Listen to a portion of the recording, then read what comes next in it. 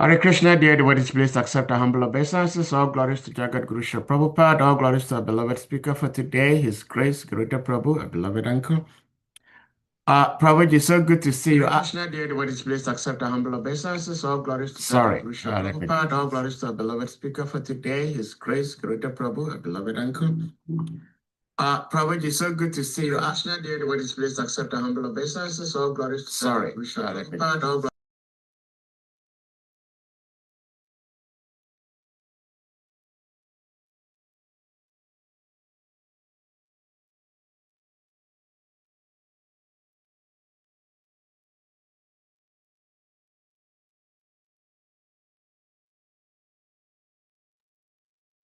Hare Krishna. Sorry, there was an error here at my end here.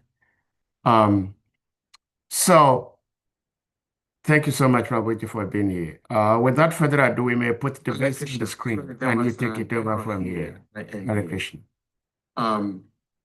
So thank you so much, Prabhuji, for being here. Without further ado, we may put the message on the screen and you take it over from here. Hare Krishna.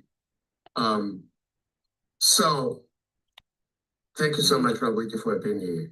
Without further ado, we may put the message on the screen and you take it over from here.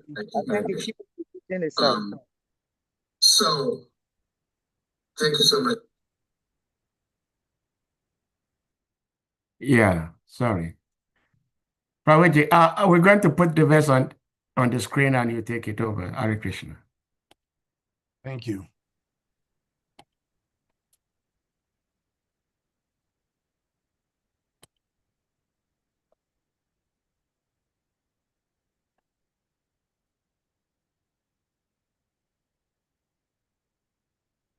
Okay, first, thank you, Sahadev Ji, for the invitation today. I'll start just with a quick invocation. Om Jnana Timirandasya Jnananjana Shalakaya Chakshurun Militam Yena Tasmai Sri Gurave Namaha. The universe embraces each one of us, yet we can be so blinded by darkness. Because our true teachers guide us with the light of pure knowledge, our eyes can be opened to the power and sweetness of illumination. Therefore, let us bow down before those who guide us on our spiritual paths. Om Namo Bhagavate Vasudevaya. Om Namo Bhagavate Vasudevaya. Om Namo Bhagavate Vasudevaya. Srimad Bhagavatam, Canto 3, Chapter 21, Text 14. Okay, make my screen a little bigger here so I can read it. Okay, there we go. Good.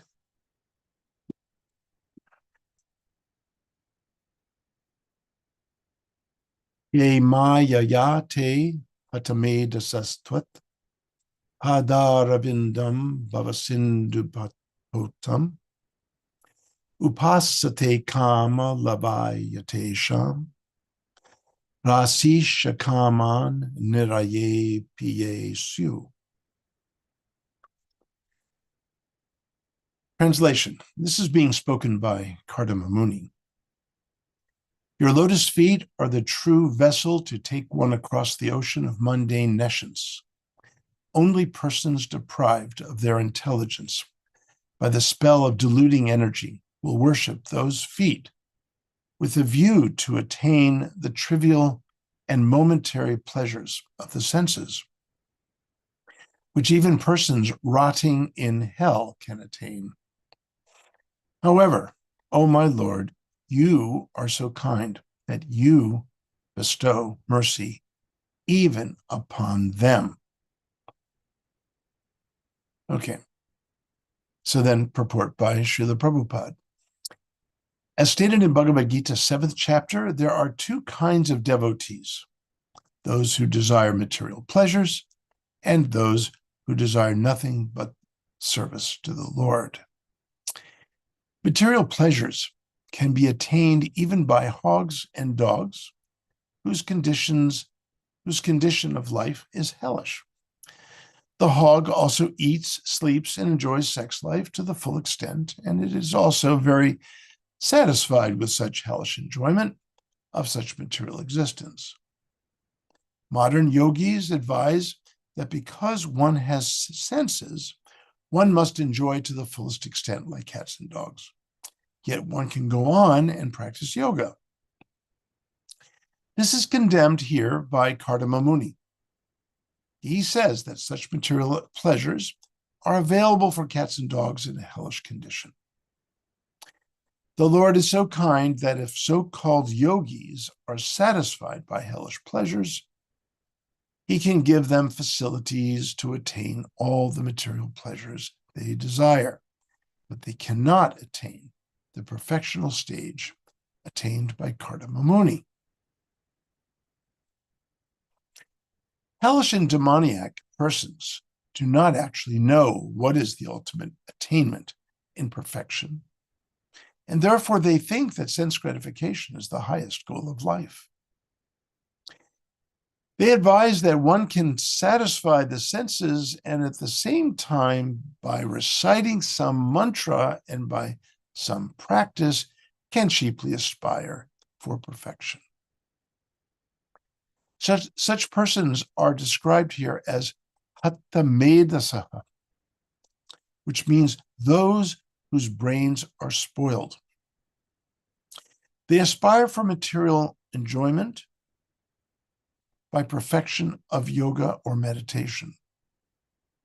In Bhagavad Gita, it is stated by the Lord that the intelligence of those who worship the demigods has been spoiled. Similarly, here too, it is stated that by Kardama that one who aspires after material enjoyment by practice of yoga has spoiled his brain substance and is fool number one. Actually, the intelligent practitioner of yoga should aspire for nothing else but to cross over the ocean of nescience by worshiping the personality of Godhead and to see the lotus feet of the Lord. The Lord is so kind, however, that even today, persons whose brain substance is spoiled are given the benediction to become cats, dogs, or hogs and enjoy material happiness from sex life and sense gratification. The Lord confirms this benediction in Bhagavad Gita. Whatever a person aspires to receive from me, I offer him as he desires. Okay, so there's a lot said here that, well, first of all, Kardama is acknowledging that the deluding energy, Maya, can be interrupting one's devotion to divinity. If we go to divinity, go to Radha and Krishna for some purpose other than appreciating Radha and Krishna and their loving exchange, then Radha and Krishna become a kind of a currency. They're sort of being used to get to something else. Now, anyone here who's had a friend, so-called friend, who wanted to get to know you because they wanted to get something else. They wanted to use you, befriend you, to be able to have to fulfill some ulterior motive. That is why it is stated ahaituki apratiyata, ahaituki, without any motive, to be able to love Radha and Krishna for their own sake. This is perfect religion. There's one Sufi woman from the 9th century, Persian woman by the name of Rabia. She is a beautiful soul, and she writes a prayer of 3 lines, which I'll roughly summarize. I don't know Persian, but I've read the translation. It goes like this: "Oh Lord, if I worship you in hopes of getting into heaven, exclude me from heaven. If I worship you from fear of hell, throw me into hell. But if I worship you for your own sake, then please don't withhold from me your beautiful face." So there we go. Rabia got it right. And she's so devotional. She said, look, if I'm worshiping, in other words, it's so abhorrent to her that if there's one bit of me that worshiping you has this kind of sliver of a motive to get out of here and to go to heaven, just never include me in heaven. And if I'm worshiping you out of fear of hell, just put me in hell. But if I can appreciate you for who you are, your divine self, your supreme beauty, then please don't hold back anything of your divine grace, your beauty, your extraordinary presence. Please don't hold any of that from me. This is bhakti. This is what bhakti is about. Prabhupada said all true religion has at its core bhakti. Now, Prabhupada is speaking here about modern yoga practitioners. I was the first devotee to go into the yoga world 26 years ago, or a little bit earlier, 1999.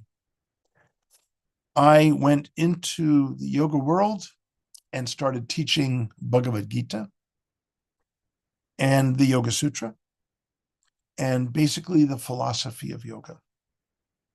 I was awarded the highest recognition and certification by Yoga Alliance, the worldwide certifying entity for yoga practitioners, of the ERYT 500. And what that means is that I'm an experienced yoga teacher, RYT, registered yoga teacher, RYT. I'm also YASIP, Yoga Alliance Continuing Education Provider, YASIP they call it, abbreviated. So these certifications are valuable for gaining the audience and receptivity on the part of yoga practitioners. And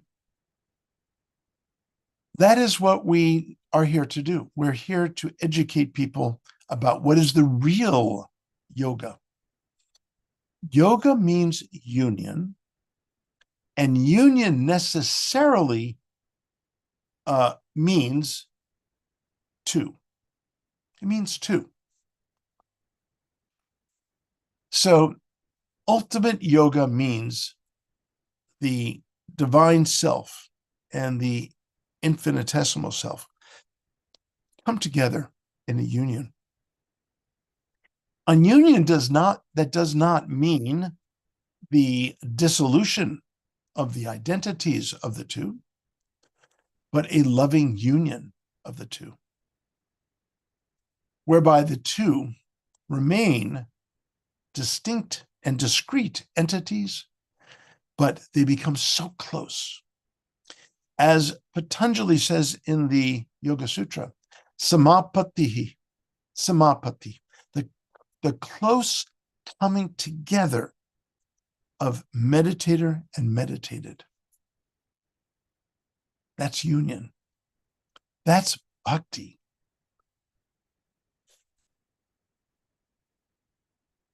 Prabhupada very much respected Patanjali and his Yoga Sutra. What he didn't like was the commentary that was so often found to the Yoga Sutra. Because the commentaries often given to the Yoga Sutra were of the Advaitin schools, the impersonalist schools, or even worse, the Mayavada schools. They subscribe to the idea that we are drops and we eventually, by practice of yoga, we get to merge into the ocean. And if we falsely identify ourselves as the whole ocean, that is Mayavad. Some more benign impersonalists appreciate a level of oneness. They emphasize oneness with the divine, and to achieve a sort of state of tranquility and peace. But they don't necessarily say that they are God. The Mayavada is an impersonalist that actually identifies themselves with God. So we as bhaktas, we do not say that we are drops that merge in the ocean and no longer become discrete, identifiable, infinitesimal portions of the divine. We do not say that. Rather, we say something extraordinary.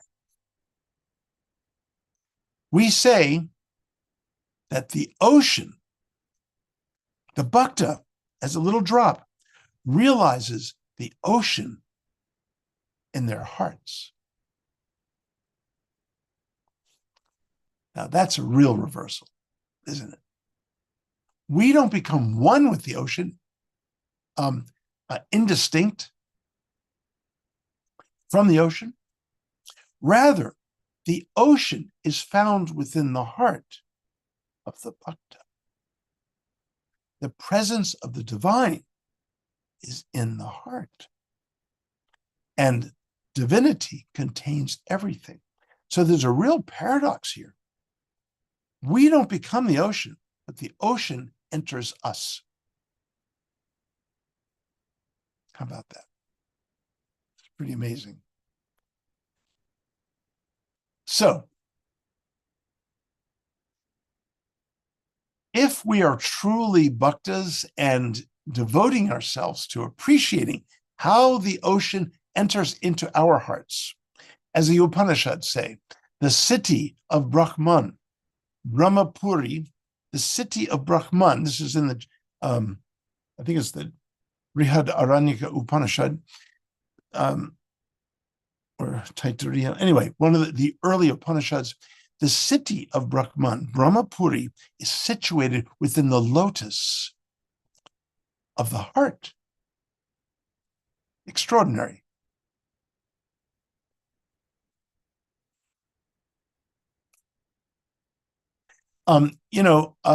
Humans in this world are very fond of creating cities. Cities, huge cities. New York, huge city, skyscrapers.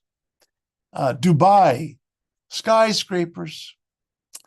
Hong Kong, huge edifices, big skyscrapers. Cities. Cities are dazzling. They are built up. They're complex. They're places where humans want to go. But the city of Brahman is where the bhakta wants to go. The city of Brahman is ultimately Goloka Vrindavan. This is where we want to go. So when we say the city of Brahman, that's what all these external worldly cities are about this amazing world that you can enter that is artificially erected by humans with all of the industry and technology and craftsmanship and so on and so forth, that city, the grandeur and extraordinary experience of a city on the outside cannot even compare to the city on the inside.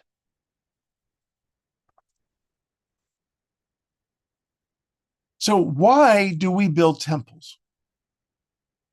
Well, we build temples to reflect the temple within the heart. The whole point of an external physical temple made of brick and mortar and beautiful deities, archa vigraha, archavataras. The whole point of those external temples is to help us recognize and envision the temple within the heart. It's the whole point.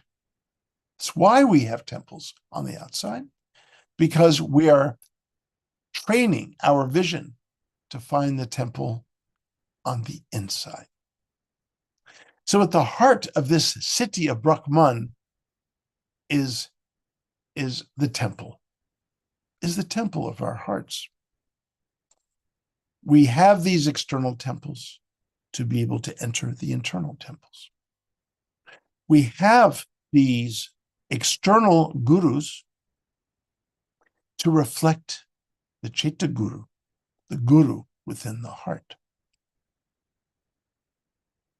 Now, not to get morbid here, on a perfectly beautiful day, but when we die, we cannot take the external temple with us. There's no doing that. In fact, not only can we not take the external temple, have you noticed that when devotees leave their bodies, while they're leaving their bodies, devotees don't bring the body of such a devotee in front of the deities in the temple? No, because by that time, they're in the temple of the heart. The external temple, as beautiful as we have these temples, beautiful temples, the temple within the heart is where we enter. And that's how we leave. We become permanent residents in the city of Brahman, which is Goloka, which is where our temple is. That's where we're going. Make no mistake about it.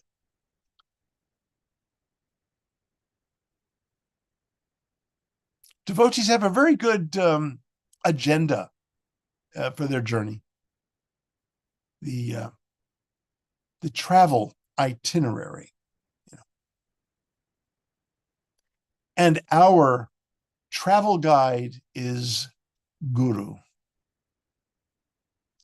Guru guides us in this journey, tells us where the pit stops are. Don't get caught up over here. Don't get caught up over there. Stay on the road. Stay on the path and keep going.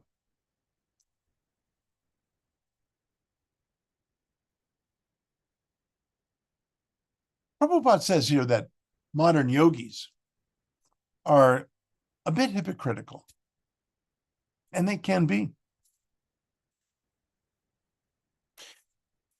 But anyone still subject to the human condition can easily become hypocritical. Just because we have taken Diksha, we are practicing bhaktas for a long time, doesn't mean we cannot fall into old patterns of the human condition. So we have to help each other. We have to partner up.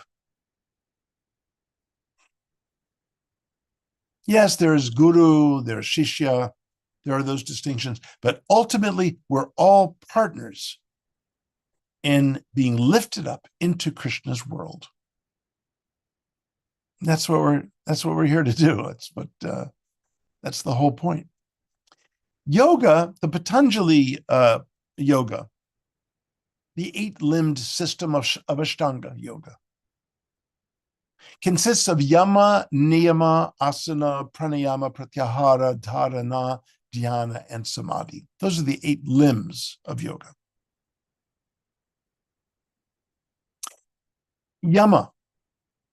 These are the perfect 5 ethical practices of yoga. The first of which is ahimsa, non-harm, non-violence.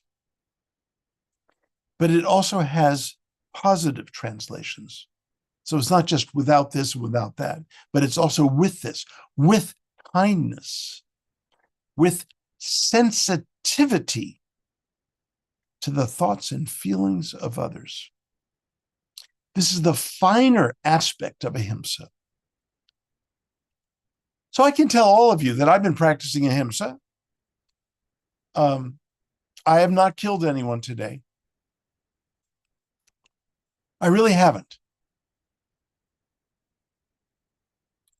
So that's obviously the gross compliance to ahimsa. But the subtle one is, have you been hurtful to anyone today? I'd have to check with, my neighbors, my kids, my wife, my mother-in-law, whatever. I'd have to find out if I was hurtful. Hopefully I've not been. Did I say anything that was hurtful? Did I attend anything to be hurtful? Hopefully not. So that's the first of 5 yamas. The second yama is satya. Satya, to be truthful, to be sincere, to be honest. Rupa Goswami says that a sign of one attaining to bhava is one that is straightforward in ordinary dealings. You'd be surprised how hard it is for people to be straightforward in ordinary dealings and just being fully transparent. Again, without motive, ahaituki. Satya. Third one is asteya. Asteya means not stealing. Well, ladies and gentlemen, I've not stolen any. Actually, I did steal something today. Okay, so time for a confession. My wife has a library at the other end of the house here, and in her study, and I have one here in my study, and I have an office at the university, but I keep most of the important books here. Well, sometimes she has books that I need, so I go in her library, and if I need a book, I actually just take it, okay, without asking. Okay, so I am guilty of stealing. Okay, now that's the gross level of stealing, but what does it mean subtly, interpersonally? It means taking something from another person, perhaps their dignity. By insulting a person, you are not only harmful, but you're stealing their dignity. I was once asked to be on a podcast, on the Nam Rasa podcast, with another devotee, another god brother of mine who disagreed with me on a bunch of things. And Nam Rasa is a very sweet Vaishnava. He's not very trained in hosting and mediating.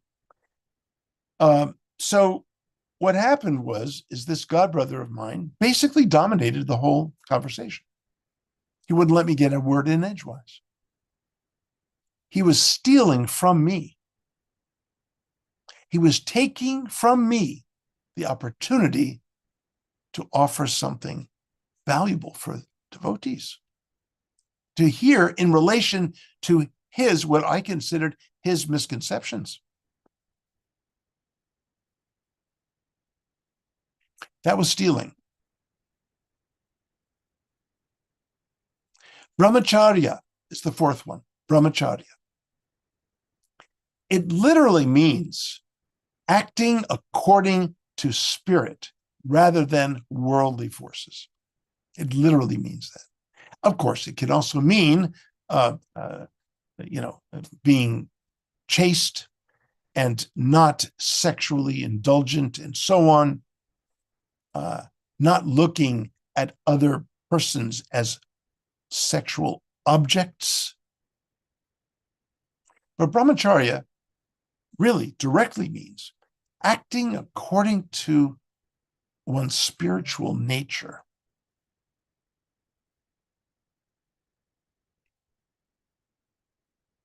And then the fifth one, the fifth and last yama of ethical practices, aparigraha. It means, so asteya is stealing something that belongs to another. But aparigraha means to be completely ungrasping of the things that you do have.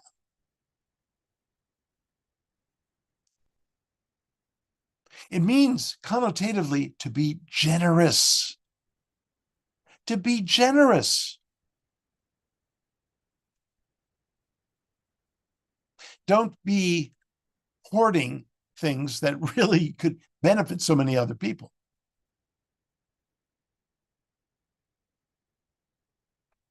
That's why I'm a teacher. I teach because I have so much to offer because of Prabhupada's blessings upon me. Now, I could just go off and just stay in my little blissful bubble. But thank goodness someone like Sahadev is around who could drag me into this forum here so I can offer hopefully something to all of you. So the yamas are just the first limb of yoga.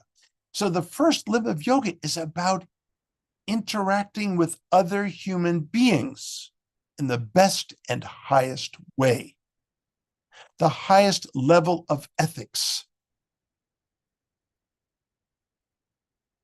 And the niyamas are about how we interact with ourselves. And there are 5 of those. Shaucha, Santosha, Tapas, Swadhyaya, and Ishwara Pranidhana. Well, we don't have time to go into all,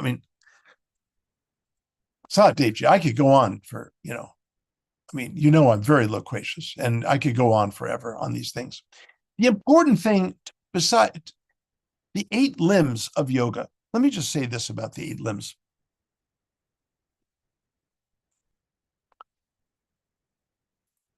These are not practices that are artificially imposed on the human.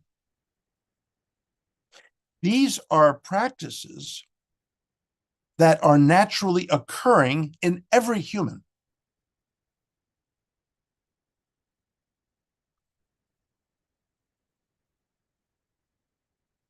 Yamas. All of us want to have really sweet dealings with other persons. That's yamas. Everyone is concerned about this.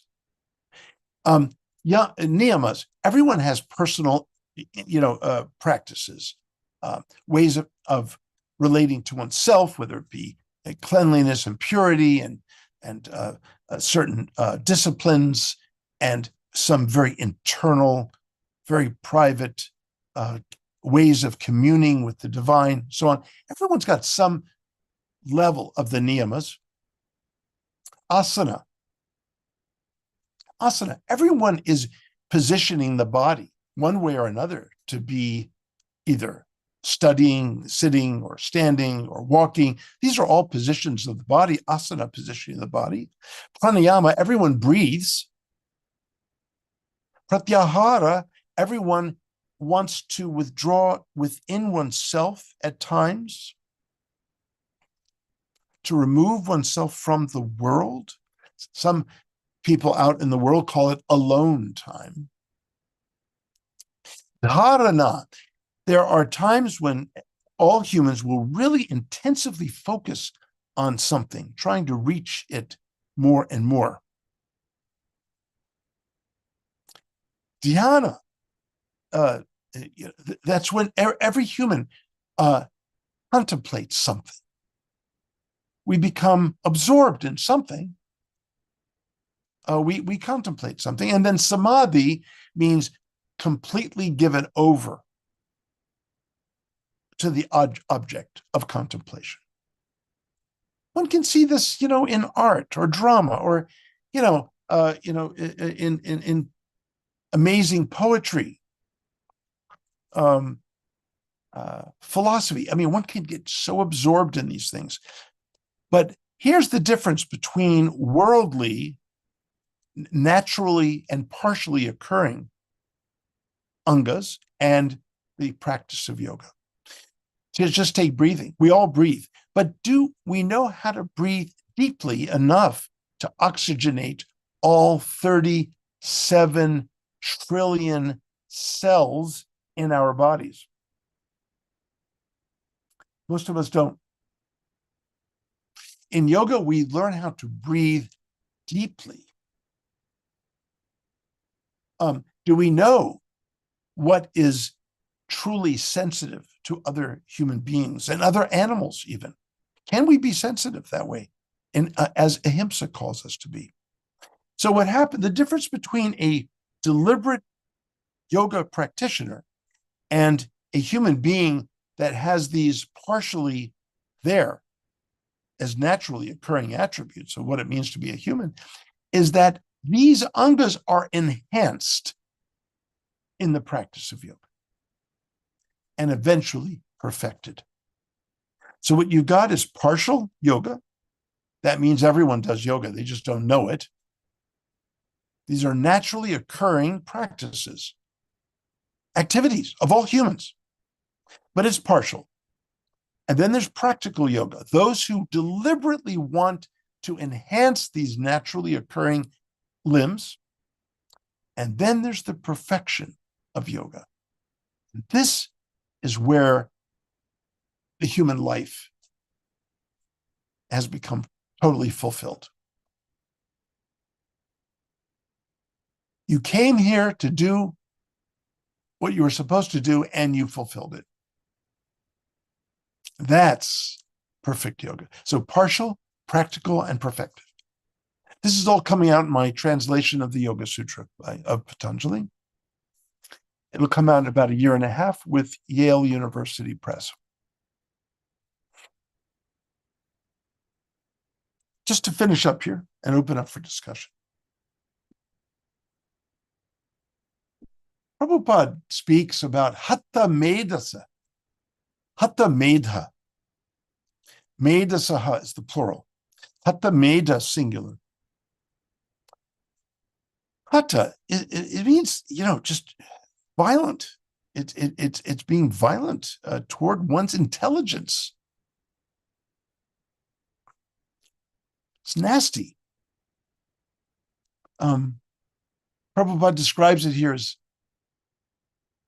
spoiled. Hatha, spoiled, but it's stronger than spoiled. I mean, it's spoiled, yes, but there's a kind of violent aspect to it. Like we talked about the Hatimata offense, the mad elephant offense, Hatimata offense, to the nam aparada, the Hatimata mata. So Hatimata. I mean, so the idea is that the Hatam. I'm sorry. You know what? That's erase that. Hatimata. Okay, mata means mad. Hati means the elephant. So hati, no, I conflated mistakenly the two words. Hatha means being, aggressive. It means breaking something. And so one's intelligence is broken. And this is what Prabhupada is talking about here. When you're working in a wonderful process of yoga, and certainly bhakti yoga, but then you are,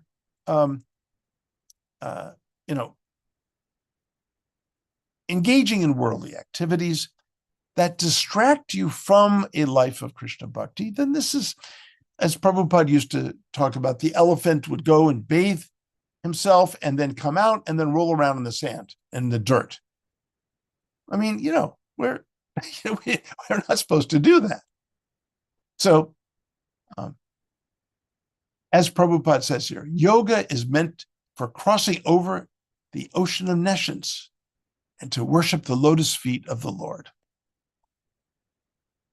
Wow. That is our process. And our process is to discover the temple within the heart. That is our process. Otherwise, what is the purpose for all these temples? Right now, I'm in the middle of designing the ultimate theological focal point for the TOVP.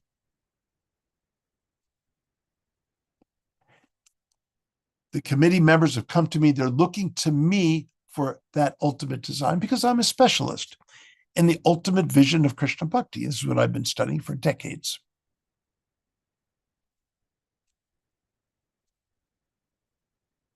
I never intended to study this, by the way, in graduate school. It was Krishna who was working through my advisor, and he forced me to do it.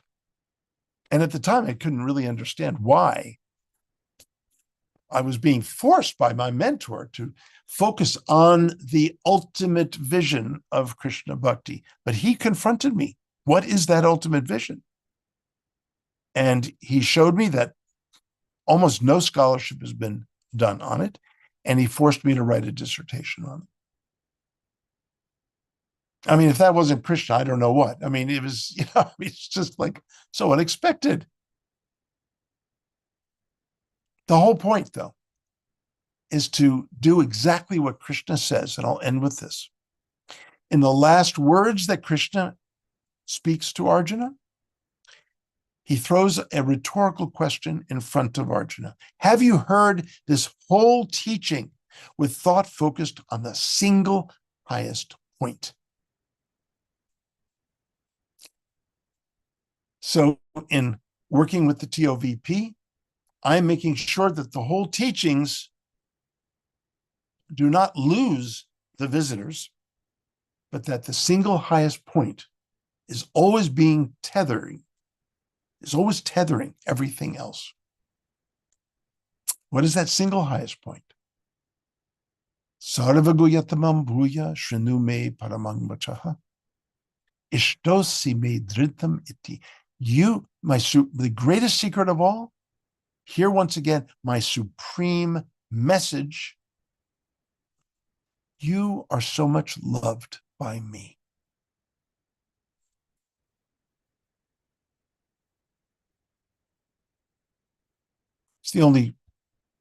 We're here to return Krishna's love.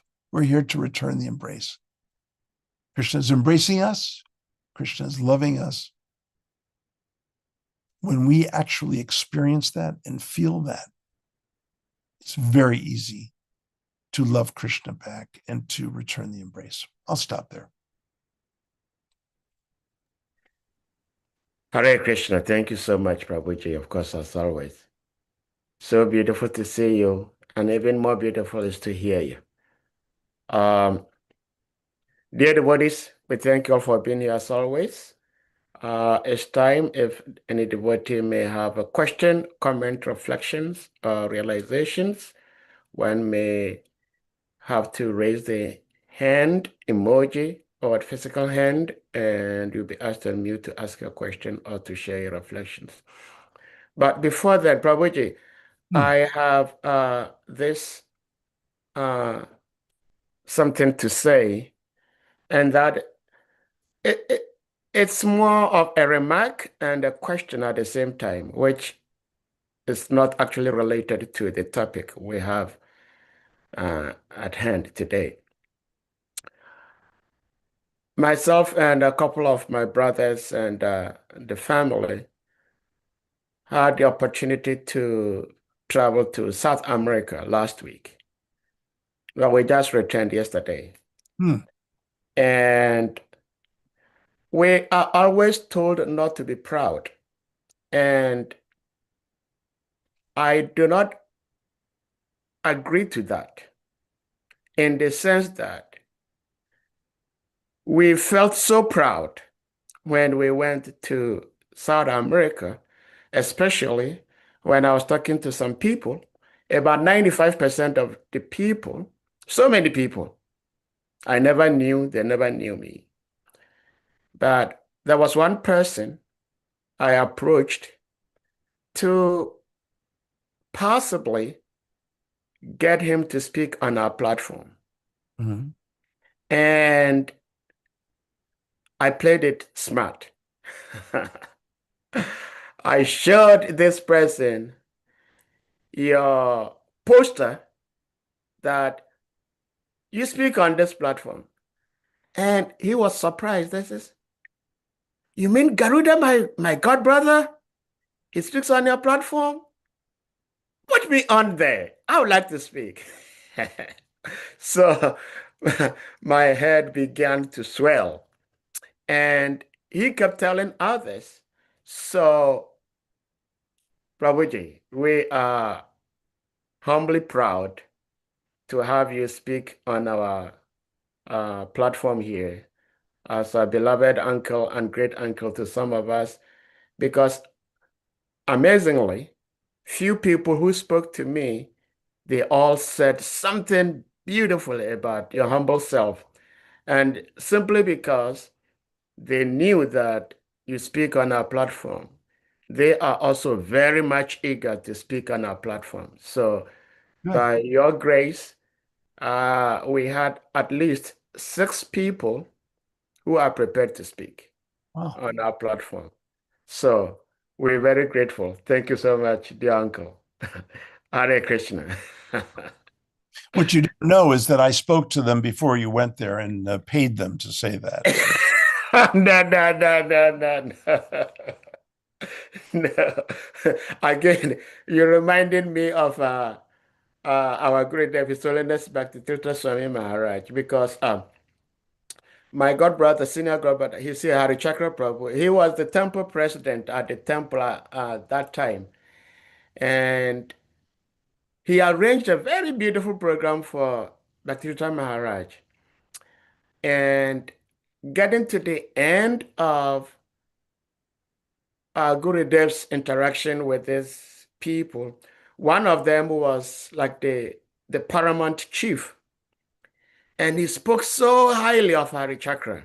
Mm. And he said it to Bhaktivedanta Maharaj that if there is any position in your organization, please, I implore you to offer him a position. Mm. So the following morning, Mangarati, Yeah, Gurudev asked Hari Chakra Prabhu, how much did you pay him to say what he said there we go. about Yeah, you? there we go. That's right. Again, you reminded me of my Gurudev. Thank you so much, Yeah, Prabhuji. that's right. So, devotees, if anyone may have questions or comments, yes, now you may go ahead. Hare Krishna. Thank you all. Any questions yet? Otherwise, okay. Madhavan Prabhu. Madhavan Prabhu, yes, please you may unmute. Hare Yes. Krishna. Hare Krishna, Prabhu. Right. All glories, all grace, your little feet. Thank you so much for being on this platform today and giving us the nectar. Well, I have to confess, I don't know, it's so complex what you gave us today, but maybe gradually we'll take water to dissolve it so we can digest gradually. Please, Prabhu, when we look at this text, the first statement let's look at it.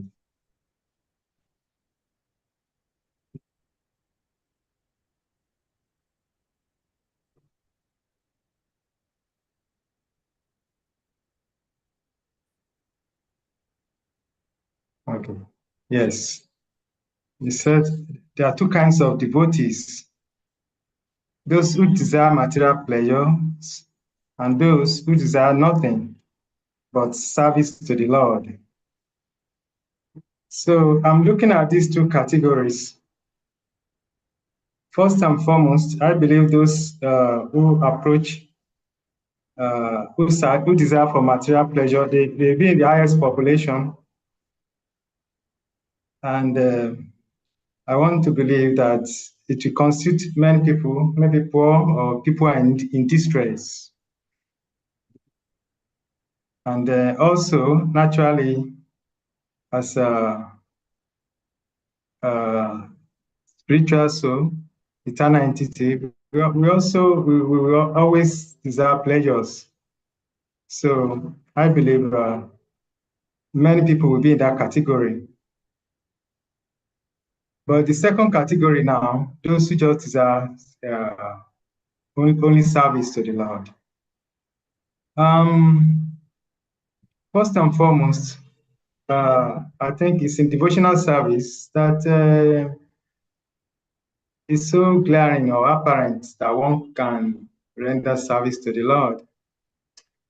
Otherwise, even the impersonalist that just desires to make requests from God, to make desire material things, even aspiring for heaven and so on. So I can see that among these two categories, the other one, I don't know, very, very limited people. So please, I just want you to help us explain these two categories, and then let us know the distinction, define, so be able to be clearer to us, or ordinary person. Hare Krishna. Yeah. Thank you, Madhavanji. Yeah, very good. Prabhupada mentions these two kinds. And of course, in text 15, verse 15, Krishna is speaking about maleficent persons.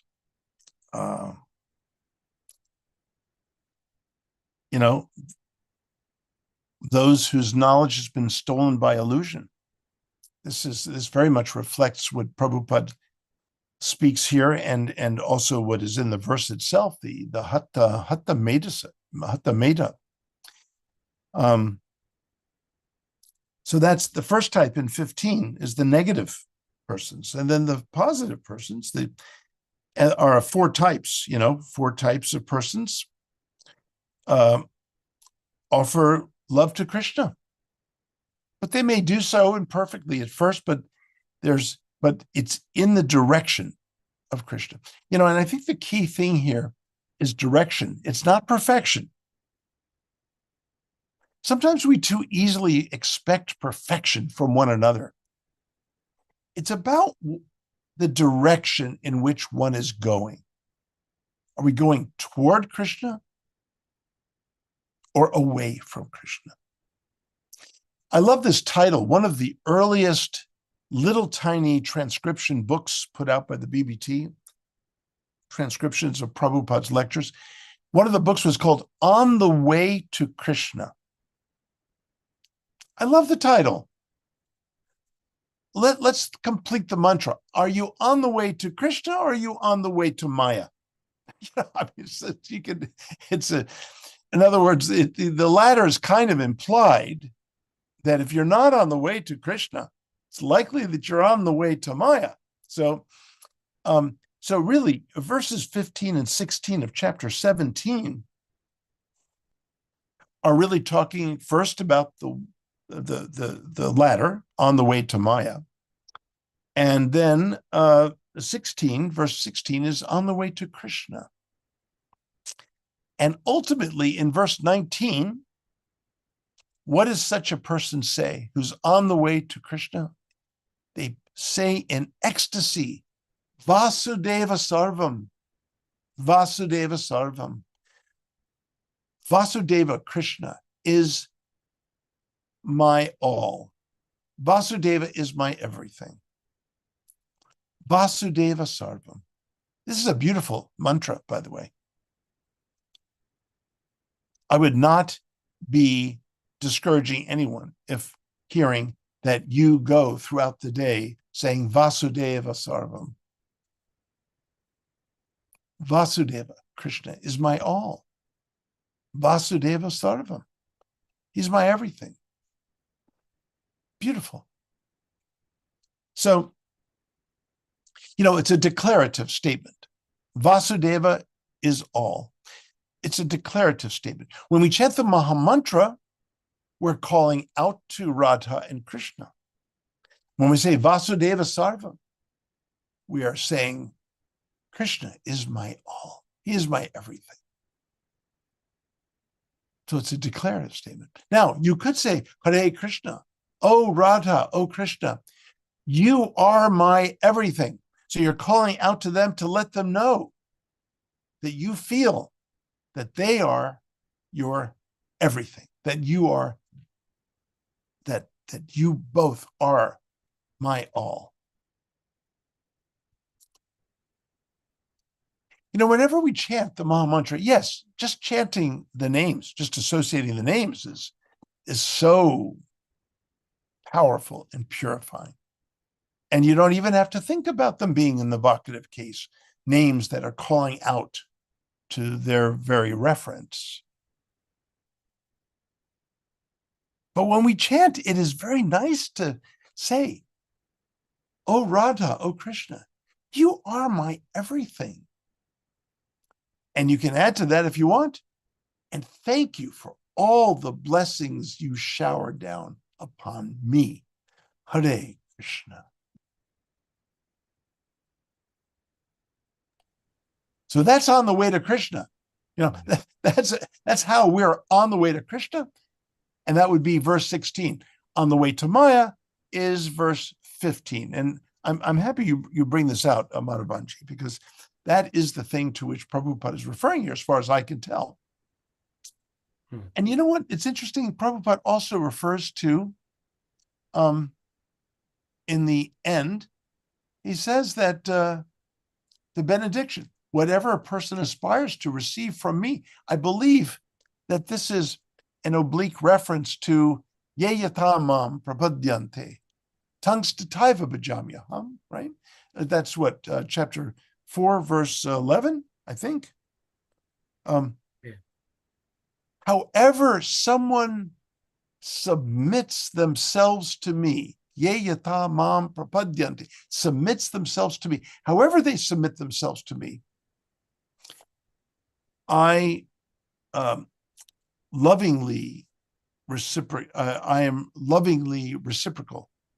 Ye yata mam prapadyante tangs tataiva, in whatever way, bhajamyaham, I love them in return. Literally, bhajamyaham, I love them. And that means if you want worldly indulgences, I have provided my prakriti. I have provided my material nature. I've given that to you. This is what you want. I give it to you. Well, thank you so much, Prabhuji. Yeah. Anyway, go on. Yeah. I think this Ye Yatam Man Prapadyante is also mentioned in the Old Testament, specifically in the book of Psalms, where God says that I stretch forth my hand and fulfills each and everyone's desires. That's beautiful. What psalm is that? I think it's Psalm 50. I think it's 56. I'll look for the exact verse before the end of this sanga. This is very interesting. Yes. But Roger, I have a question about Hatha Medasaha. Yeah. I believe the brain and the heart are the two most important organs in the human body. And therefore, both of them are put in a cage to protect them. The skull to protect the brain, the rib cage to protect the heart. Mm. Now, we're talking about Hatha Meda Saha. What is the relationship or the connection between the brain and the mind? Because biologically, we understand that there is a difference between the brain of a human and the brain of an elephant. Even though elephants are understood to be uh, very, very slow to forgetfulness, if ever, that Yeah, they do not forget. that's right. Yeah, Incredible. yes, they do not. But looking at the pastime of Ganapati, Ganesh, Yeah, whose human-like head was severed and was replaced by the head of an elephant, yet his intellect, everything remained intact. yeah, So how do we connect or relate the brain to the mind? Or except that in the case of Ganesh, of course, we understand it's supernatural. But in the ordinary sense, what is the relationship between the brain and the mind of different animals? yeah. So, so when we speak of brain, we're speaking about a kind of central nervous system that conducts the neurons in the rest of the body. Um, but when we talk about mind, we're talking about um, the storage capacity, kind of like the hard drive. The brain might be the chips of a computer, the chips. But the mind is the storage, is like the hard drive. It's where all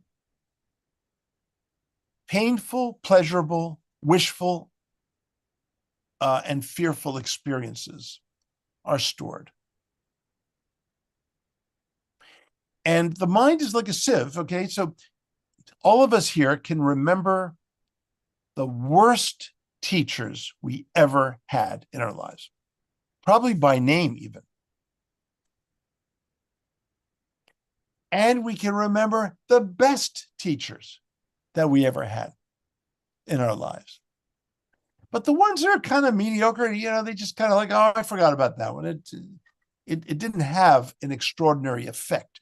Or samskara, a mental impression. So those are samskaras. The samskaras imprint themselves on the mind.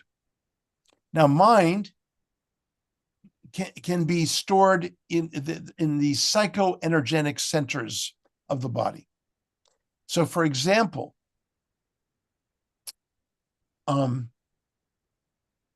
if I were an abused child, and every time I spoke, I would be smacked. I'd be hit by a parent, let's say.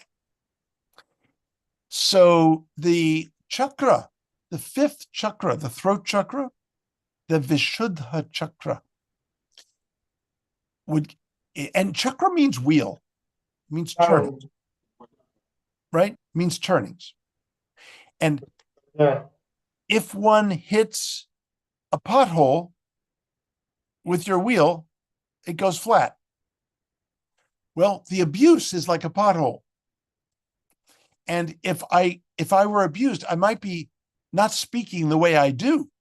I might be going, Sadevji, I want to talk to you about. In other words, that I'd be storing the pain and the trauma, the impression of all of that put together in my throat chakra. If there are other kinds of abuses or traumatic events, they get stored in different parts of the body.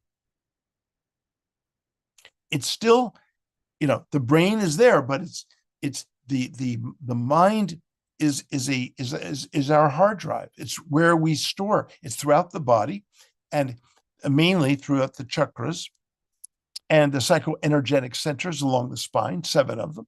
And this is what prevents us from having a smooth drive. Okay? The wheels need to be repaired. So through the purificatory process of the Maha Mantra and Bhakti practices, we can move these traumas away because of so many of the new positive sanskaras that are beautiful and powerful. So they are daunting to the negative sanskaras. Now, Patanjali describes that these samskaras seem to be eradicated, but they're not exactly eradicated. It's our relationship with those samskaras is utterly transformed. No longer do the samskaras control us, but rather the samskaras are controlled by us. And that's the difference. That's how we can be very, very healthy when we're treading the bhakti process properly and under proper guidance. No longer do the samskaras unconsciously control us, but rather we are aware of those samskaras and we control them. Big difference. What was I responding to? I almost lost my train of the thread here, Sahadevji. Hare Krishna. Well, we're talking about the brain and the brain, mind. right? Brain and mind. Okay, so that's what So there is a difference. Yeah. I compared the computer chips would be the brain, and mind is the hard drive. Is the hard drive. Yeah. Okay. It's a rough comparison, but it's not bad, I think. Yeah, very close. Yes.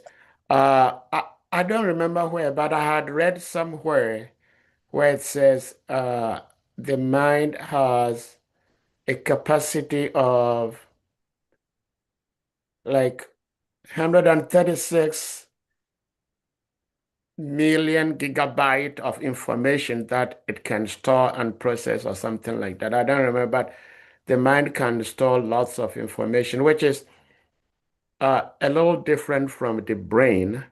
Yeah. And that is what was confusing to me because the brain is like a tool, a physical tool for the subtle mind. Yeah. And I was wondering if a tool is different, like the brain of a human and the brain of an elephant, yet the mind remains the same. But like you were saying, the mind is actually more important than the brain. Yeah. So yeah. Well, you can't. I mean, look, you use the word processing. So the brain does the processing, but the mind, but it has to have stuff to process. Yes. So the mind is the storage area. Yeah, okay. Okay. So you know the expression, you can't teach an old dog new tricks. New tricks, yes. Right? That expression.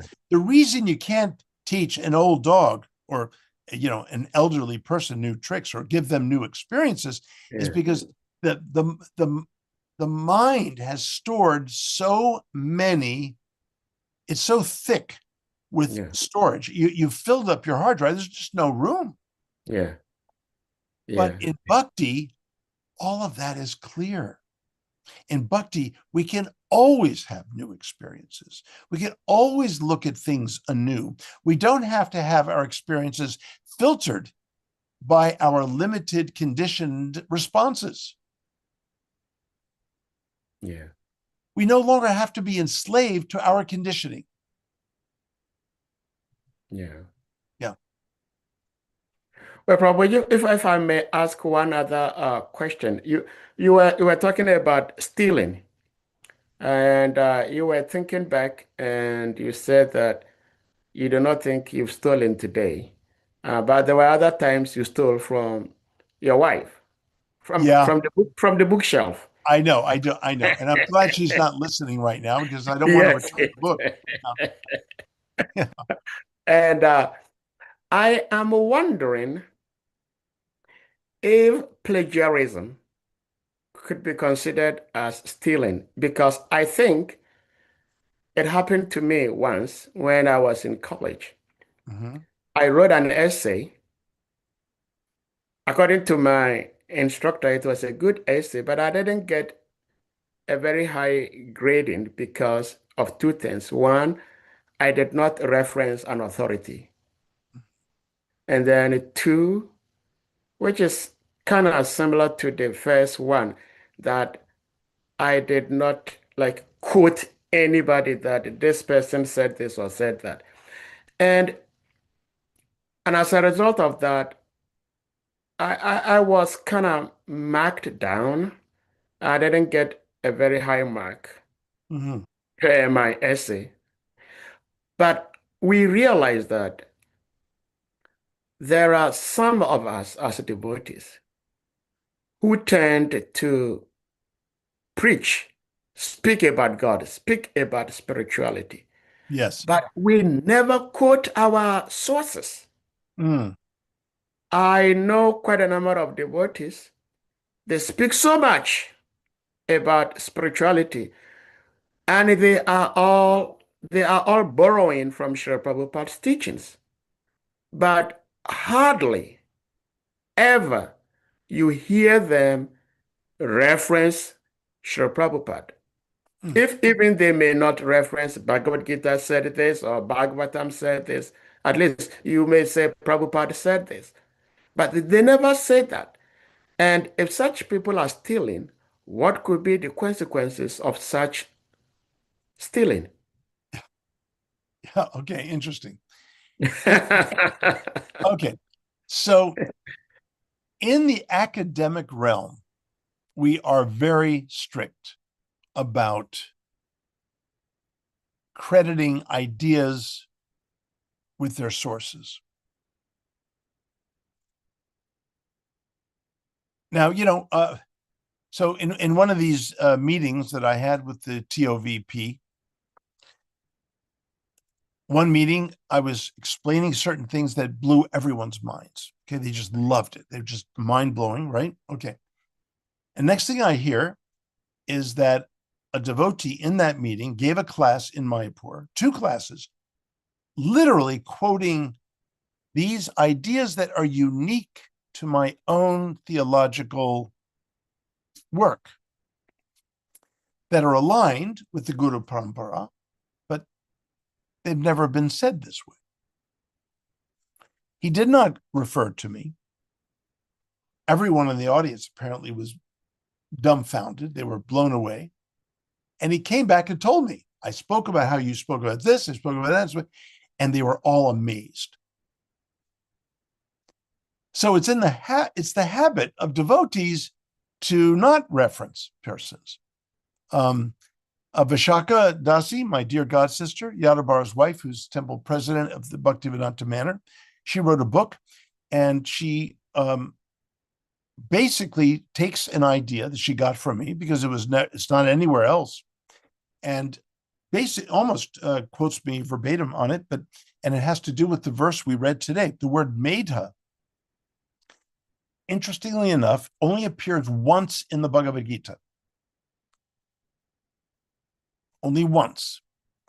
Usually the word is buddhi for intelligence or faculty of discernment, as I translate it. But medha is one of the 7 qualities of feminine nature. Intelligence. So this is how I explain the difference between feminine nature and masculine nature.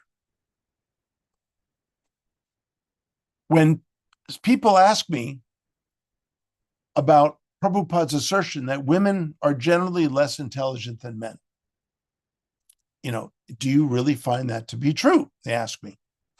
I said, yes, absolutely. Prabhupada said it. And by the way, it's true.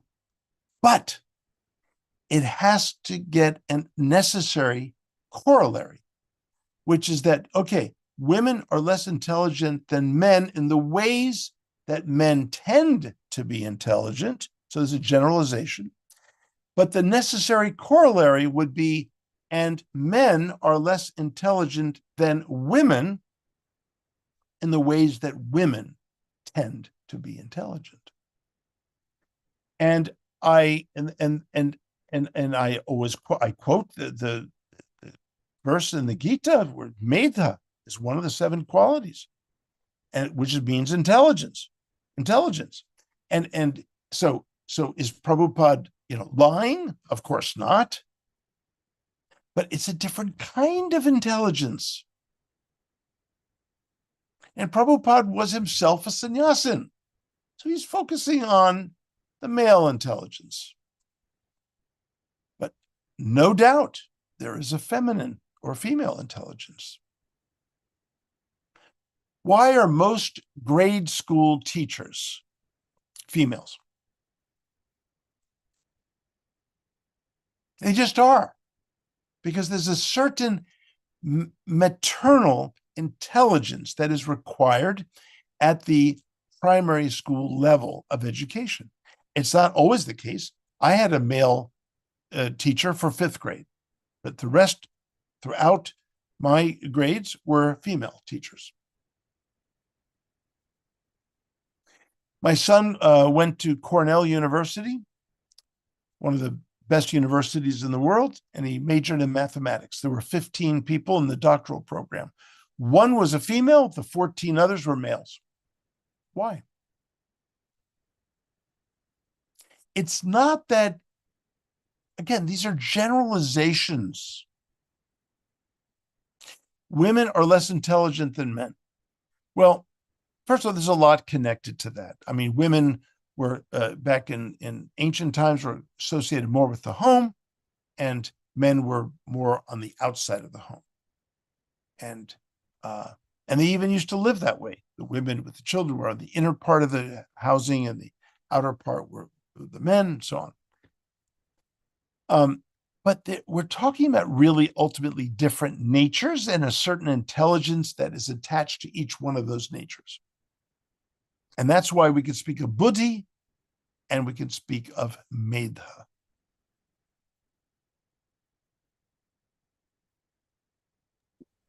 Yeah, Prabhuji, thank you for explaining this concept, because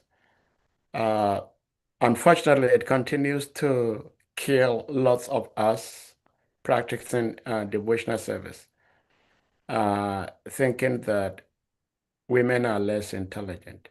If we all accept that the most intelligent being is the one who surrendered to God, then it will be very difficult to refute the fact that women are more intelligent than men, because in every religion in the world, we have more women than men. That's right. So that in itself should tell us that they are more intelligent. There we go. But in some aspect, so yes, I very well agree with you. I erred in my reference to the biblical quotation. I would like to share it here. It is Psalm 145, verse 16. So this is Psalm 145, text 16. Okay.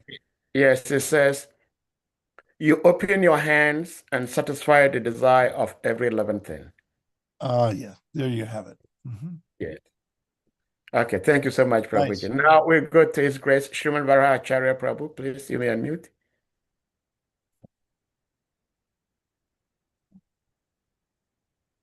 Yeah, Hare Krishna. Please accept my humble obeisances. My pranams. Thank you very much, Prabhu. Right. Yeah, it's just some remark about plagiarism. So, like you rightly say, in the academic world, plagiarism. The academicians are very strict about plagiarism. You have to reference the source. That is in the academic That's right. world. That's right. But outside the academic world, there's also another deterrent, another way of seeing things. They say that nothing is new under the sun. Whatever you may be saying has already been said by somebody else. So we are only repeating others' wisdom. So that is a defense against plagiarism. That whatever you're saying, whatever knowledge you're giving, it's not coming from you direct. Nothing is new under the sun. We are only repeating what we've all heard. So that is another argument outside the academic world for those who believe that knowledge is only being recycled. From time to time, we are hearing the same thing that has been said by somebody anew again. So, yeah. So, what do you say about that? Okay, very good. You're also quoting the Bible. The Sahadevji is nothing. There's nothing new under the sun. Comes from the book of Ecclesiastes. So it's a common expression. Now, your point is very interesting. Okay, so I will give you an example of something that I have asserted that I cannot find in Prabhupada's books, and I cannot find in traditional commentaries of our acharyas. And yet I asserted it. Now, you may say that it was said somewhere already, and somehow a tradition is speaking through me as an instrument. And that would be an interesting assertion, that even though we can't locate the nature of this statement specifically in previous works of the Goswamis or Prabhupada himself or Bhaktisiddhanta Saraswati Thakur, but the safest thing and the most sober thing is when we do hear something from a source. Then it's good to give it credit. First of all, that makes you look better because you are fully transparent. So it's an exercise in transparency. On the other hand, when there seems to be an original idea, that would also be, it would also be prudent to say, I have not read this anywhere else. So in other words, that's transparency in a different way. I heard this from my god brother, blah, blah, blah. But this I have never heard anywhere else. This is something I have worked out, something I have realized, something that just makes full sense. It seems to be what the tradition is in essence saying. So then I'm being transparent. I'm saying I don't have a source for this. I have related statements to this, but I don't have any source other than what was revealed to me, what was understood by myself. So you see that I think, personally, and this is my training, I guess, in the academics, but I think it's generally very good to state where you got things. So I made a list of quotes from Prabhupada, and I say exactly what lecture they're from, what book they're from, or what event or conversation it was from. when I quote Prabhupada, I put the reference. You put it in quotations, and I give the references. It lends greater authority to what we're asserting. But if it's just a kind of endless mixture, then it could be sort of weakening the authoritative and efficacious presentation that you're shooting for. What do you think about that? Yes, thank you, Prabhu. There are two things that come to mind. Please. One, we criticize. I've had the scientists being criticized for saying that they discovered it, they discovered that, whereas these things were already in existence anyway. It's been mentioned in the Vedas before, or something like that. Mm-hmm. And then one scientist come up and say, oh yeah, and then they attribute to his name, whereas this knowledge had been there all along. So this is was something that we do in ISKCON. Another thing, like example, of course, this is not to say that plagiarism is good, but I'm also giving the argument some people give in just being free, like a freelance, distribution or expression, a freelance of freelance sharing without belaboring your mind about source. I mean, it's like repeating the same thing you've had, and it's going to be new knowledge to some people. Some people must have had it before, but then they just feel like you should feel free. Now, I give you an example. This is not criticism, but it's just to let you also know that sometimes maybe there's some truth in this in what they're saying. I was reading the Nectar of Instruction. Mm-hmm. I was reading the Nectar of Instruction, and Srila Prabhupada's purport to some of the verses were directly statements from maybe I think Nectar of Devotion or some other book. But then these were purports to some verses in the Nectar of Instruction. But then this same purport, I've read them already by maybe Srila Rupa Goswami somewhere else. So, and in that purport, there was no mention of Rupa Goswami. It's just like it's being used to explain that verse. But already, this existed as Srila Rupa Goswami statement on some other issues. Mm. So, what do you say about that? So, I mean, that is like Srila Prabhupada also giving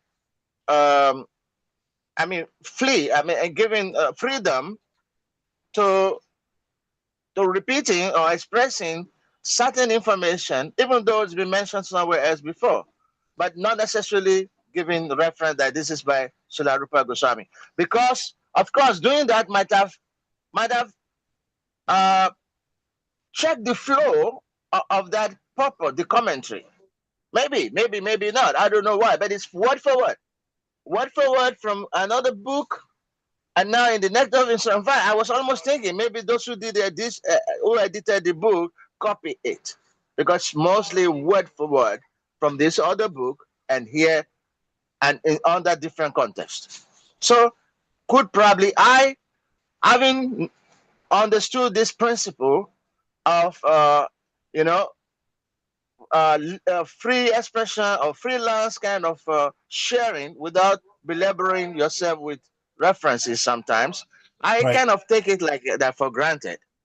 But if we want to go strictly by plagiarism, there will be a lot of things that we're going to bother ourselves about. What is the source? What is the source? But what they are saying is that knowledge is being recycled all along. All along, knowledge is being recycled, and nothing is coming from us directly. We are simply instrument. Now, whether it is transparent or not, when we don't make reference, I don't know. And I'm not saying that we shouldn't make reference either. Right. Especially sometimes when it's scriptural, that makes it very authoritative. But there's some ideas which are just like general ideas about life and the general instructions. And then sometimes, just like belaboring the idea by making some references. It kind of checks the flow. Yeah. Anyway, this is what I think. Yeah. No, this is really good. I think you've articulated it very well.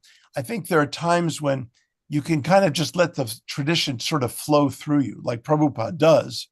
Prabhupada, I mean, practically everything Prabhupada speaks. I mean, he himself claims that he is not changing anything. He's not presenting anything new. It's the Guru Parampara flowing right through him. On the other hand, Prabhupada is so prolific, and he's quoting left and right. In the Bhagavad Gita, for example, this passage and that passage. Sometimes he gives the Sanskrit and doesn't even translate it. Sometimes he gives a translation and doesn't give the Sanskrit. Sometimes he gives both, but he doesn't give where he got it from. Sometimes he does give it where he got it from. Now, I have recently put together a complete first annotated Bhagavad Gita as it is presentation. It will be published in about 6 months. What I've done is I've to support Prabhupada's magnificent work, I have provided references to all the sources that Prabhupada quotes. I have about 385 endnotes that mostly address the sources that Prabhupada quotes. He was so profuse, and so prolific, I meant to say. And about 20 of those endnotes deal with some issues, editorial issues, because there could be a transcription consideration. So the point is that everything is transparent. I think the most important thing is transparency. And ideally, as much as possible, as you said yourself, that Varahaji, that scripture is referenced, especially when you're quoting it in the Sanskrit and so on. So you want to know where it came from. Prabhupada was so busy living and breathing the tradition that, yes, in terms of instrumentality, my gosh, everything just flowed right through Prabhupada. On the other hand, for the TOVP, for example, Prabhupada gave so many different ideas, and then he said, the rest you can figure out. So there's some of us doing the figuring out part. And when there is something that can't be referenced or sourced, again, I would suggest that be as transparent as you would be as transparent about what can be sourced.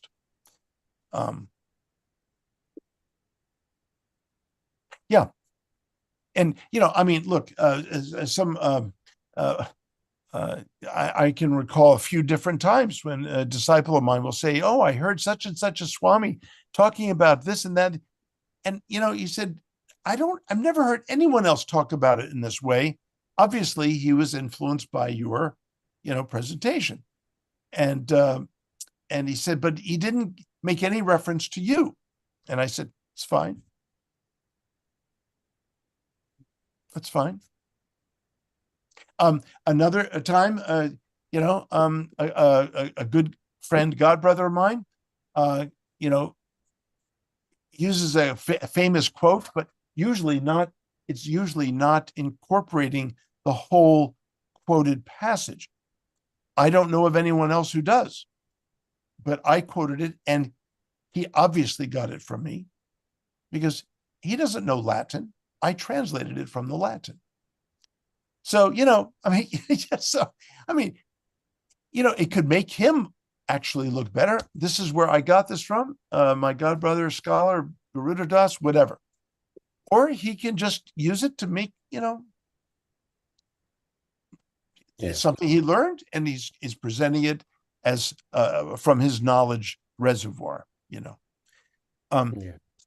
But for me, Varahaji, I'm really I must credit everything that I'm utilizing.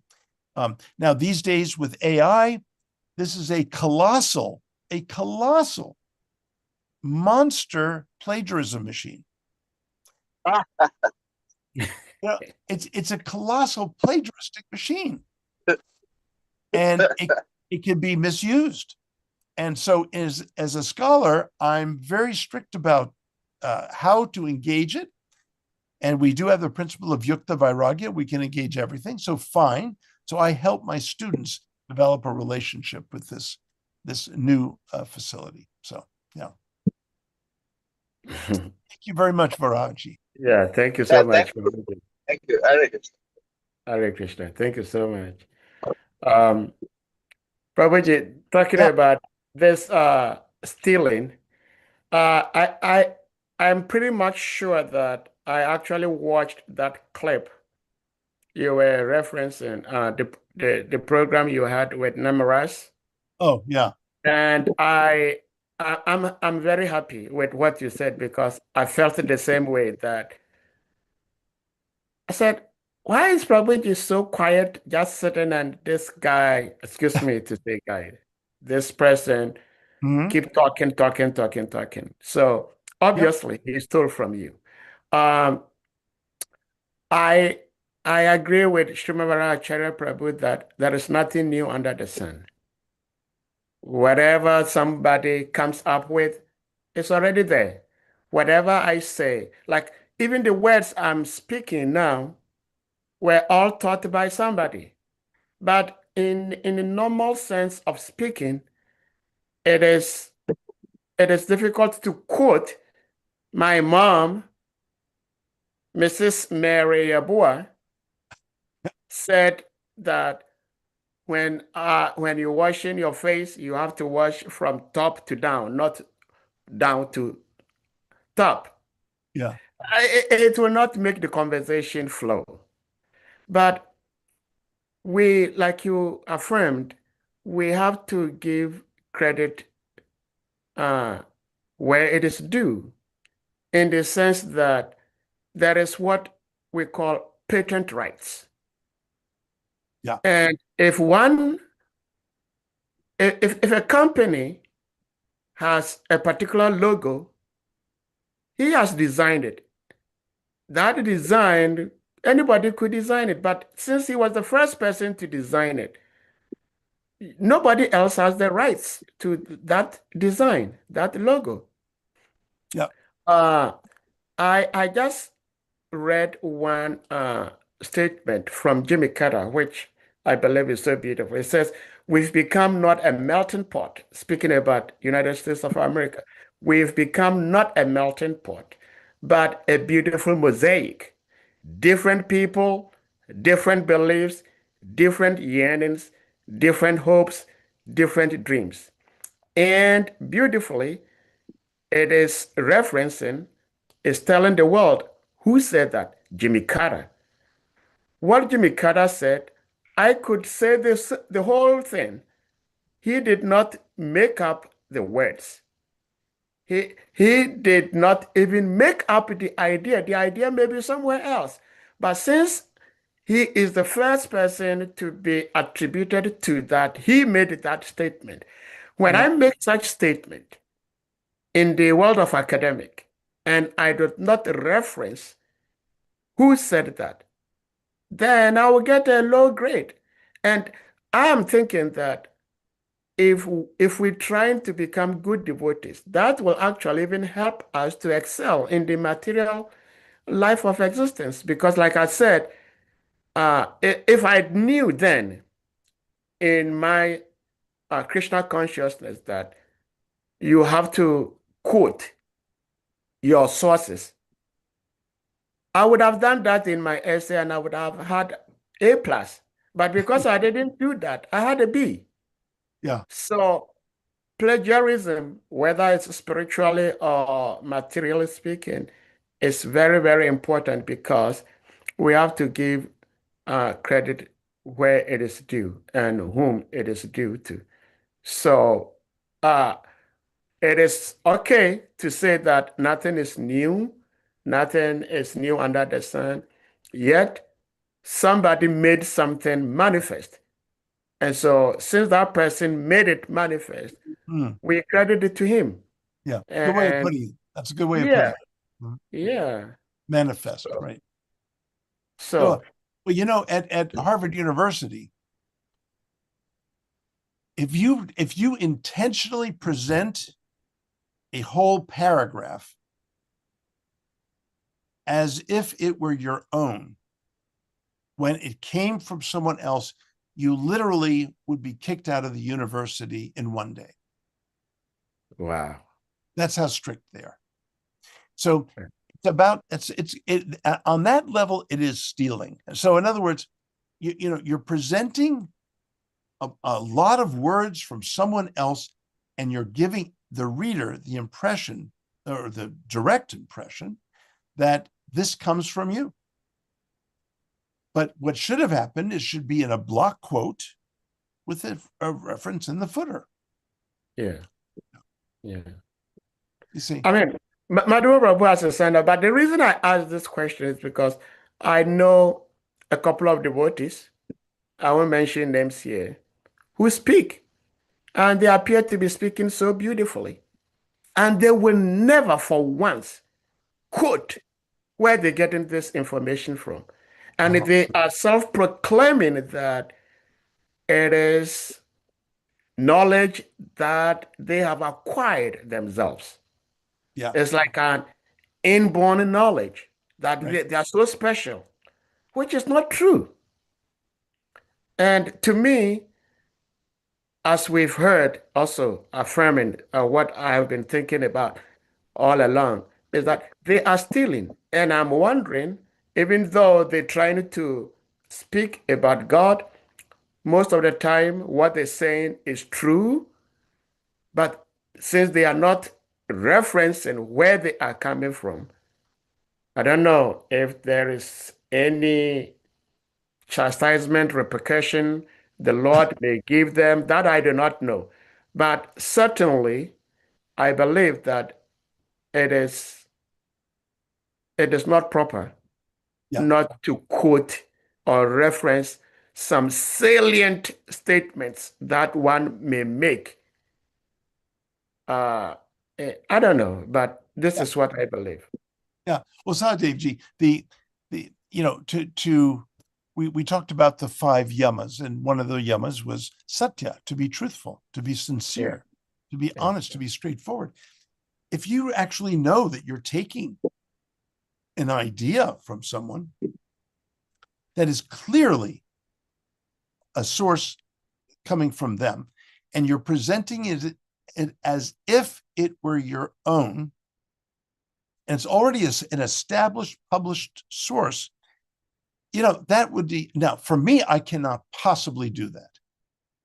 This would be, I would be violating all the highest scholarly standards that I abide with. So this, now devotees don't have to be as strict, because they're not publishing with Oxford University Press or Princeton University Press or Yale University Press, but I am. And if they found out that I had plagiarized, they would immediately remove the book. Yeah. So I have to be very careful. Yeah. Well, thank you so much, Prabhuji. I do not write to any of such great schools, but I try in my own little way, especially when I'm speaking from the scriptures. I'm not pretty good in preaching in the first place, and I'm not really, really good at all in references. But I know I try to read a lot, and sometimes I don't remember exactly the source, but Right. I will reference that this is something I read, or this is something I heard. But that's very good. That's very good. Yes, yes. I also remember somebody told, probably you know this better. somebody told Srila Prabhupada that, Swamiji, uh, I've read your Srimad Bhagavatam, and when I read it, I do not see much difference between your Bhagavatam and Sri Swami's commentary. And Srila Prabhupada said, oh, if he can, and the person who said this was very highly scholarly. He said, if this person said that, then our service is successful. So Srila Prabhupada did not shy away that he is making references of his statements to Sri Swami. Right. Sometimes he mentions the name, sometimes he doesn't mention, just like Garuda Prabhu you said.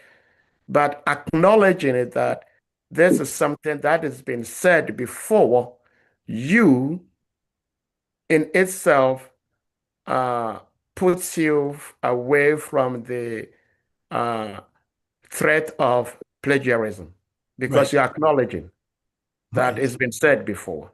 Yeah. Yeah. Yeah. Madhava Prabhu, please give me unmute. Hare Krishna, I'm driving, Yes, I can't raise my hand. Can I say something quickly? sure. Yeah. So, yeah, it's understood. The principle is understood, and I'm not doubting, and I'm not refuting the principle. I know But that, yes. sometimes, if you listen to a great speaker, if you listen to somebody, I mean, I'll give our own Guru Dev as example. If you read a lot of books and then you listen to a great speaker, you will certainly most often been able to trace some of the ideas he's presenting from one author to another. This happened to me a lot because I read a lot. And then when somebody is speaking, I can always link it up to something somebody had said, something somebody had written. I've always found a lot from any great speaker. I always find a lot of references from what he's saying that he may not even reference. But when I come out, no, I've read this here and there and there. So now, do I go about thinking that, oh, it's plagiarizing? No, because he's speaking freely and he's teaching and he's using from all the sources he has had. And any enlightened person in the audience who has also widely read will find a lot from what he's saying from different sources. Mm. So that is what I'm saying, outside the academic circle, the freelance kind of expression of sharing is allowed. Yeah. But when you're in the academic circle, yes, there's restriction. Yeah. That's But right. if you listen to any great speaker and you are a widely read person, you will find traces of what he's saying from this source, from that source, from that source. And you don't go about thinking that he's plagiarizing. You just know that, yeah, he's also a widely read, widely researched person. That's it. That's how I say it. Yeah. Thank you. Common And knowledge. that's my last comment. Yeah. Yeah. Thank you. Yeah. Very, very well said. Yeah. Well, I would say that I do not think there is a single great public speaker who will speak without quoting an authority Mm. on the topic or the theme he's speaking about. So that makes that speaker actually a great speaker because he understands that great or greater men have come before him and have put forth what he is presenting, and he is just building on it. Yeah. But if someone admits to himself and to the public that this is something that has never been said by anybody, anywhere, at any time, they are all inborn, they're all coming from me. When somebody had said it before, then it's plagiarism, whether it is academic or it is any ordinary walk of life relationship. That, if, excuse me to say, if the person you're speaking to is intelligent enough, will understand that this person is not sincere because he's not admitting that he got this information from this source. Yeah. Yeah. All right. Back and forth over. Madhavan Prabhu, please go ahead. Hare Krishna. Hi, Hare Krishna. Yeah. If I may understand this our discussion, I want to understand Vara Prabhu in the sense that, when one is making a presentation or any knowledge, there are some basic things: memorizing, understanding, and then probably realization. So in the case of someone who has read so many, very vast, it could get understanding, because for any subject matter, understanding is important. Or somebody is preaching, maybe you are preaching a bhakti. If you understand the process very well, having read so many knowledge, so it can come up with its own, presentation based on the previous knowledge that he has. So presenting it according to his own understanding, although we made references. But at the end of the day, the people who is presenting those knowledge to, is their responsibility to see if his delivery could be substantiated by some authorities. And where it deviates, they will know when they verify it from other authorities. So somebody is very prolific or very knowledgeable, because there are two things now. Even as a student, there are two qualities that we have as a student. Some students, they are good at memorization,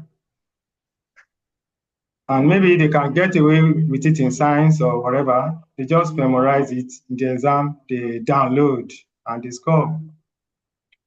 Whereas some people, they are better off in understanding subject matters. So somebody who is more inclined to understanding is different, his presentation will be different. But most usually also teachers, maybe science, usually they are more interested if the student understand that subject matter, understanding, and they follow it. Even where you make error, they can overlook it because they are more interested in if you understand the subject matter. But when you ask somebody who will memorize it, he knows the answer. You will see that he just lifted it, so he's not going to score anything. So that is that. So we can say that one is plagiarism. Now, the second point I want to discuss is that when you say nothing new,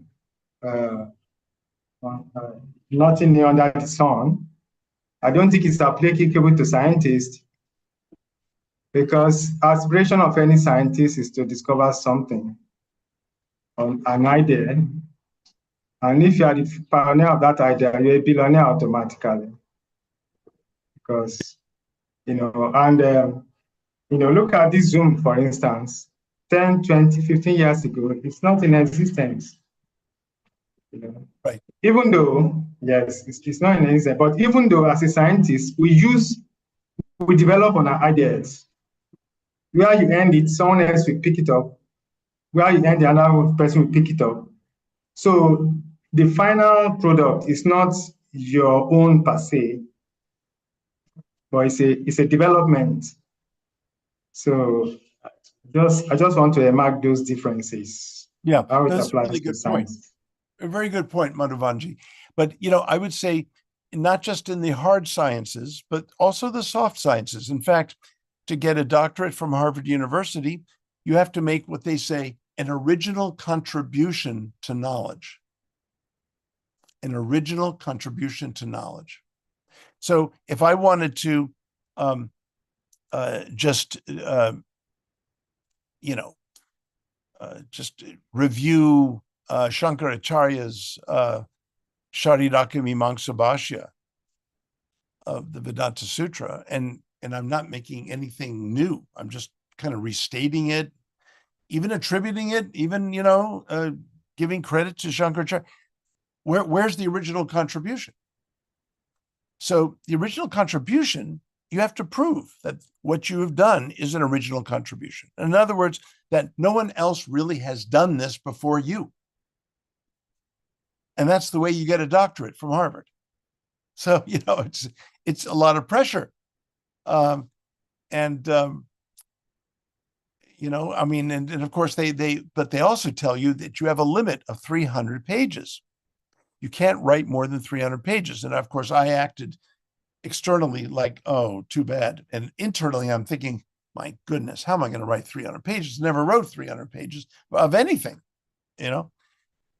But when I got involved in the writing of it and the research went deeper and deeper and deeper into the commentarial tradition, I actually went to 450 pages, and I had to go to the special committee on advanced degrees to get permission to do 450 pages. And my little secret to all of you is that it went to actually 550 pages, which, by the way, I never got permission to do. And so when it came time for the defense, the final, review by scholars, they could have kicked me out of the defense. So I accidentally, on purpose, forgot to number the pages past 400. And that's how I got away with it.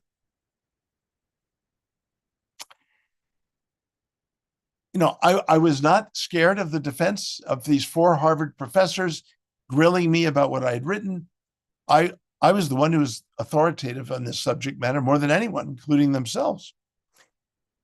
But I was only nervous that someone might have noticed that I went beyond 450 pages, which could have meant that they would have kicked me out and said, you got to come back with only 450 pages. You have to eliminate the extra 100 that you've got here. Well, as it turns out, they weren't able to do that. Wow. Wow. The thickness of the dissertation. 450 pages.